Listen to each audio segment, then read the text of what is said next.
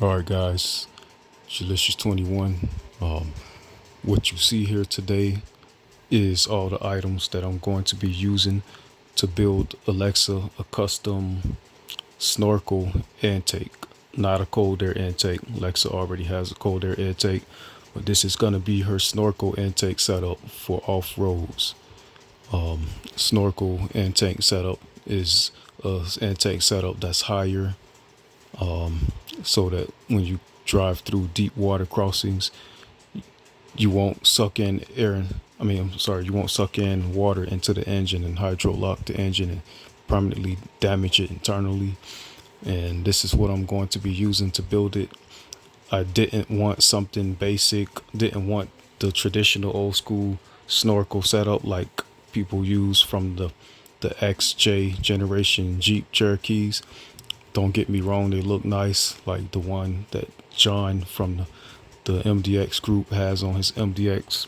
Looks really nice, but with Alexa going the non-traditional route to be different and to look modern, I wanted to do something different and be real creative, and that's why I came up with this idea. Here, what we have is a plastic hood scoop. Yeah, you might look at this and, some people might look at this and automatically think negative things or laugh or make fun or whatever. But I don't mind that because I do things, the way I like. And normally, when it's all said and done and people see it on Alexa, they don't think it looks that bad. I'm going to make sure it looks attractive because that's what Alexa is all about, looking attractive and being functional at the same time.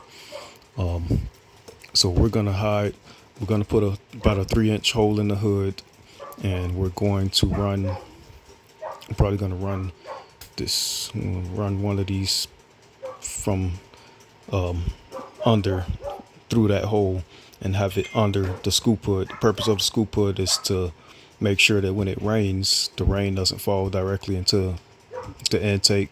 So it's going to be like a shelter. Little scoop hood is going to be a shelter for the intake. It's also going to help ram the air and get it into the 3-inch hole that's going into the hood, which this is going to be connected to that hole under the hood. And this is going to run into this filtering system right here. And then this pipe is going to connect to this filter and go into the throttle body. So we've got all these couplers and stuff, and we're going to set it up, run it, and I promise you it's going to look attractive. And yeah, I'll show you what it looks like when it's all done.